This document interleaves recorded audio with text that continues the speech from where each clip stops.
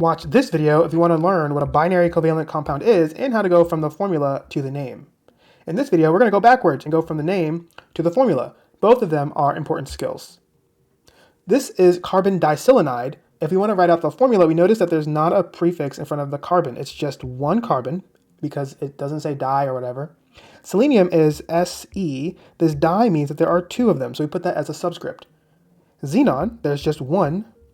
Now, there are going to be more than one of the second element because although it is the fluorine atom, so it's going to be fluoride since it's in a compound, this little 6 is going to indicate that it's hexa, so there's 6 of them.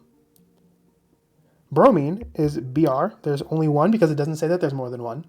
Monoiodide, for the second one, we would use mono, so there's just one of them, so it's Bri. For diiodine, we do have 2 iodines now, and the pentoxide tells us that there are going to be 5 oxygens, so we put 5 as a subscript. For nitrogen triiodide, there's just one N, but there are going to be 3 iodines because of the tri. For silicon dioxide, Si is silicon, and oxygen, there are 2 of them because of the di here. Now we have a larger molecule that contains silicon, so we're going to have Si again, but there are 6 of them. And we have 3 chlorines. We're going to put Cl and then a little 3. For disulfur, it's going to be S with a little 2 because of the di. And then deca is a prefix that means 10.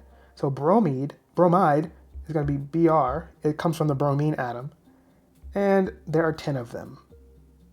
And here we have tetraphosphorus, so P for the phosphorus. Tetra means 4. And then we have penta, so that's going to be 5 carbons. So that's how you go from the name to the formula.